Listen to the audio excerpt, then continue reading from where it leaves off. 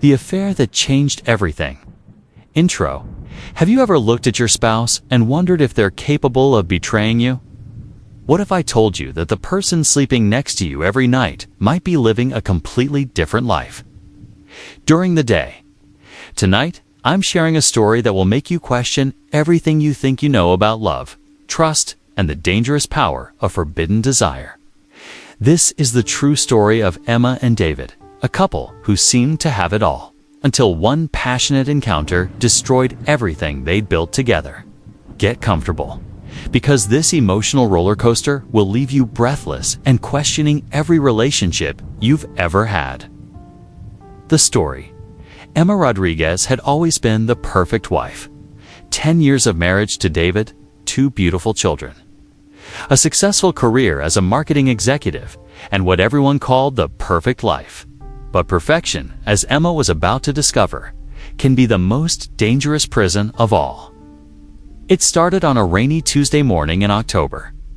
Emma was running late for an important client meeting when she collided with a stranger in the lobby of the Marriott downtown.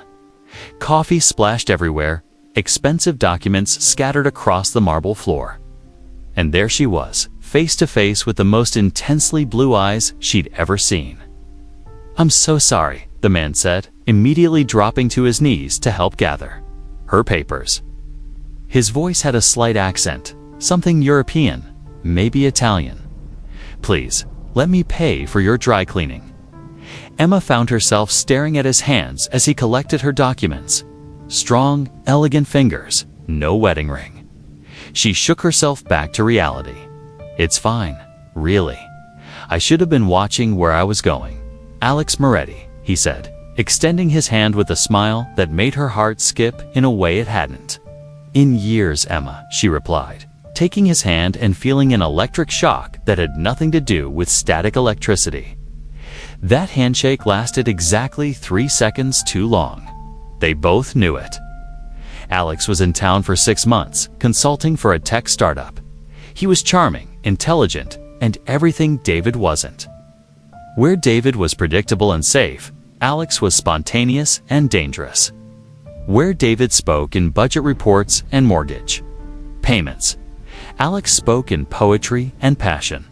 Emma told herself she was just being friendly when she agreed to have coffee with Alex the next week. After all, he was new in town, didn't know anyone. It was just kindness. The coffee date lasted for hours. They talked about everything, her dreams of becoming a writer before she got married, his travels across Europe, the books they'd both read, the movies that made them cry. For the first time in years, Emma felt seen, really seen. Not as David's wife or the kid's mother, but as Emma, a woman with thoughts and desires and dreams that had nothing to do with anyone else. "You have the most beautiful laugh," Alex said, as they finally prepared to leave. "Does your husband know how lucky he is?" Emma's wedding ring suddenly felt heavy on her finger. "David's a good man," she said, though she noticed she didn't answer the question. "Good and lucky aren't the same thing," Alex replied softly. That night, Emma lay in bed next to David, listening to him snore, thinking about blue eyes and Italian accents. She felt guilty, but she also felt alive in a way she'd forgotten was possible. The second coffee date happened a week later. Then lunch, then long walks through the park where they talked about their childhoods, their fears, their secret dreams.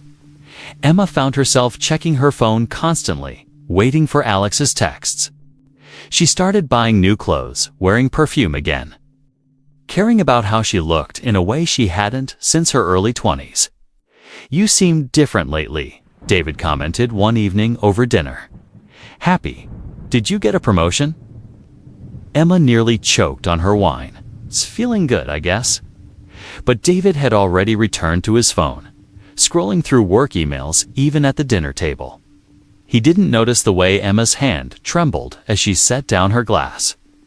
The transformation was gradual but unmistakable. Emma started working late more often, or at least that's what she told David. In reality, she was meeting Alex at art galleries, small restaurants, hidden wine bars where nobody would recognize her. They talked for hours about everything except the obvious, the growing attraction between them that was becoming impossible to ignore. "I shouldn't be here," Emma said one evening as they sat in a dimly lit jazz club.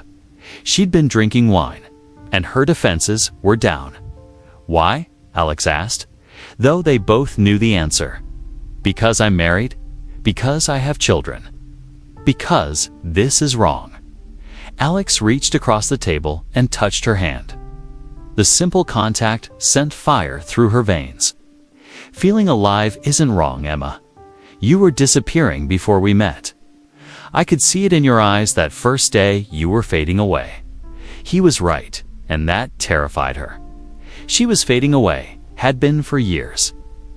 The Emma who used to stay up all night writing stories, who dreamed of traveling the world, who believed in grand love affairs that Emma had been slowly suffocated by responsibilities and routine.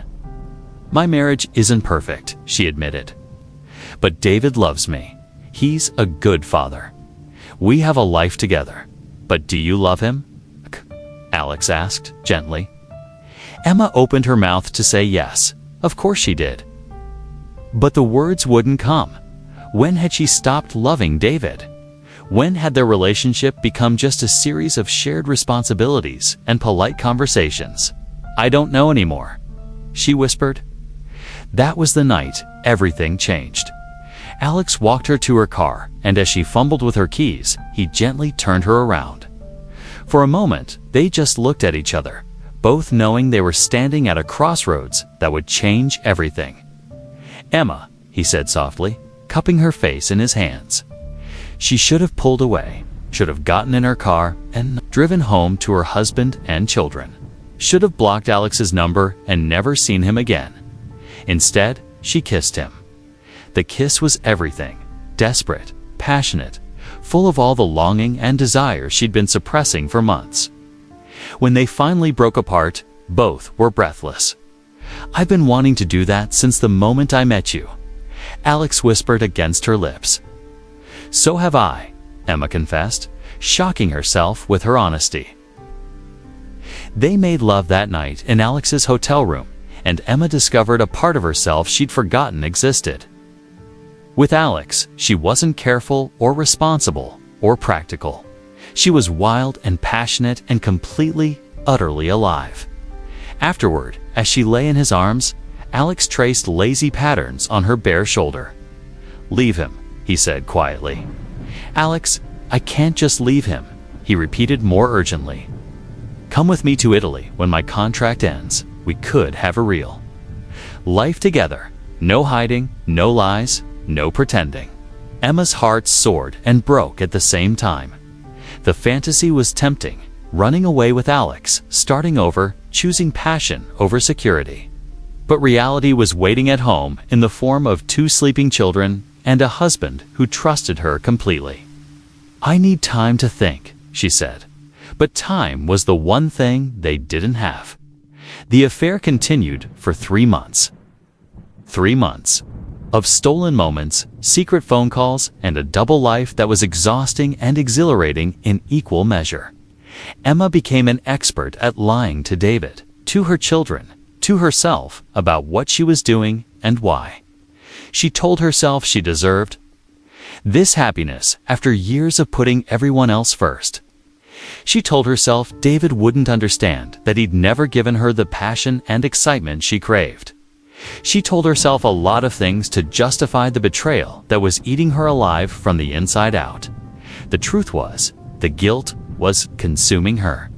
She jumped every time her phone rang, panicked when David asked innocent questions about her day, and found herself snapping at her children for no reason.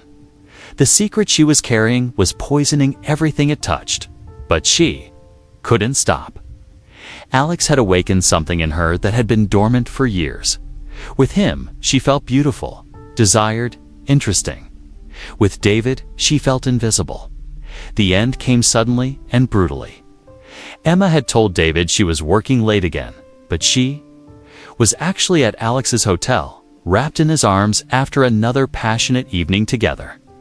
"I got the call today," Alex said, his voice tight with emotion. "My contract ends next week. I have to go back to Milan. Emma felt the blood drain from her face. Next week. But I thought you had another month. The project finished ahead of schedule. He turned to face her, his blue eyes intense. Emma, this is it. This is our chance. Come with me. Alex, I can't just pack up and leave. I have responsibilities. Children, you have one life, he interrupted, sitting up in bed. One life, Emma, and you're wasting it on a man who doesn't appreciate you, who doesn't see the incredible woman you are. David loves me. David loves the version of you that makes his life easier. The wife who cooks his dinner and raises his children and never asks for anything more. But I love all of you, your dreams, your passion, your fire. I love the real Emma. The words hit her like a physical blow because they were true. David did love her, but it was a comfortable, companionable love, not the soul-deep, all-consuming passion she felt with Alex. I need time to think, she said again, the same words she'd been saying for months. There is no more time, Alex said desperately. My flight leaves Sunday.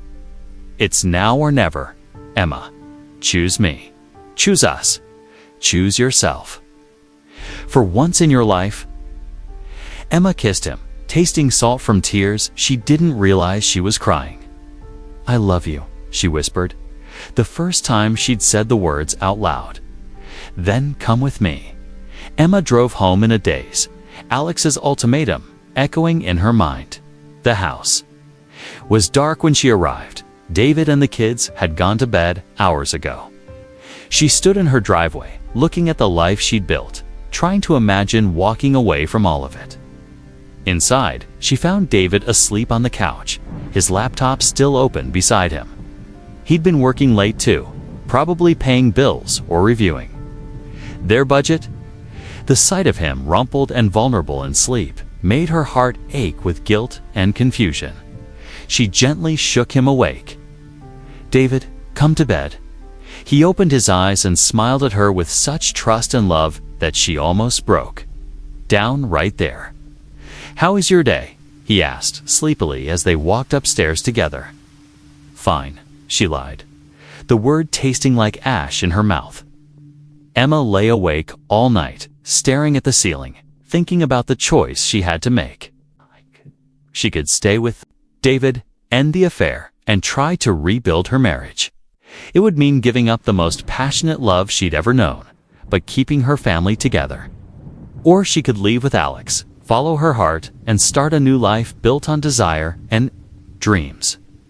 It would mean destroying her children's world and becoming the kind of woman she'd always judged harshly. By morning, she'd made her decision. She met Alex at a coffee shop downtown. Not the same one where they'd had their first date, but close. Enough to bring back memories. I can't come with you, she said without preamble. Alex's face fell. Emma, I love you, she continued, her voice breaking. I love you more than I ever knew was possible. But I can't destroy my children's lives for my own happiness. I can't be that selfish. So you're choosing him. I'm choosing them. My kids. They didn't ask for this mess, and they don't deserve to have their family torn apart because their mother fell in love with someone else. Alex was quiet for a long moment. When he spoke, his voice was thick with emotion. I understand. I don't like it, but I understand. Will you? Will you wait for me? The question slipped out before she could stop it. Alex shook his head sadly. We both know that's not fair. You've made your choice, Emma. I have to make mine. They said goodbye in the parking lot, holding each other one last time. Emma watched Alex drive away, taking her heart with him. The weeks that followed were the darkest of Emma's life. She went through the motions of her normal routine, but inside she was grieving for the love she'd given up and the woman she used to be with Alex. David noticed her sadness, but attributed it to work stress. The children noticed nothing at all. Emma threw herself into being the perfect wife and mother, as if she could atone for her betrayal through domestic excellence. She cooked elaborate meals, organized family outings, and made love to David with a desperate intensity that surprised him. "I love you," she told him one night after they'd made love, and she meant it. Not the same wild, passionate love she'd felt for Alex, but a quieter, deeper love built on years of shared history. "I love you too," David replied, pulling her closer. "Emma, I know I haven't been the most attentive husband lately. Work has been crazy, and I've been taking you for granted. But you're the best thing that ever happened to me." Emma cried herself to sleep that night, overwhelmed by guilt and love and the complexity of human emotion. 3 months later, Emma received a package with no return address. Inside was a book of Italian poetry and a single photograph. Alex, standing on a terrace overlooking the Mediterranean, smiling but looking older somehow. On the back, he'd written, "You were right to choose love over passion. I hope you find happiness. Beautiful, Emma." Emma kept the photo hidden in her jewelry box. A reminder of the woman she'd been for those few months, wild and free and desperately alive. Sometimes she took it out and remembered what it felt. Like to be consumed by desire, to feel wanted and cherished and understood. But she never regretted her choice. Years passed. Emma and David went to marriage counseling and slowly rebuilt their relationship on a foundation of honesty and renewed commitment. They traveled together, rediscovered their friendship, and found a deeper intimacy than they'd ever had before. Emma never told David about Alex, but she did tell him about feeling lost and unappreciated in their marriage. The confession led. 2 difficult but necessary conversations about their relationship and what they both needed to be happy. "I almost lost you, didn't I?" David said one evening as they sat on their porch, watching their teenage children play in the yard. Emma looked at him, this man who'd been her partner for almost 2 decades, who'd loved her through her darkest moments without even knowing it. "We almost lost each other," she corrected gently. "But we didn't." The affair had lasted only a few months, but it changed Emma forever. She learned that she was capable of great passion and terrible betrayal. She learned that love isn't simple, that the heart can hold conflicting emotions simultaneously. She learned that sometimes the right choice and the easy choice are different things. Most importantly, she learned that happiness isn't something that happens to you, it's something you choose every single day. Emma never heard from Alex again, but she thought of him sometimes, especially when she smelled Italian coffee or heard jazz music. She wondered if he'd found love in Milan, if he was happy, if he ever thought of her, but mostly she focused on the life she'd chosen, imperfect but real, complicated but hers. Outro. So what do you think? Was Emma right to choose her family over her passion? Or did she make the biggest mistake of her life by letting Alex go? Love is never simple, and sometimes the hardest choices are the ones that define who we really take. Our Emma's story reminds us that infidelity isn't always about a lack of love. Sometimes it's about a loss of self. But it also shows us that redemption is possible, that marriages can survive betrayal, and that choosing love over passion doesn't always mean settling. Have you ever been faced with a choice between security and desire? Between the life you have and the life you want? Let me know in the comments below. And remember, every marriage is a choice we make every single day. If this story moved you, please subscribe and share it with someone who needs to hear it. Until next time, remember that the most important relationship you'll ever have is the one with yourself. Make sure you're choosing love, whatever form that takes for you. Sweet dreams, and may your heart always know the difference between love and infatuation, between passion and lasting happiness.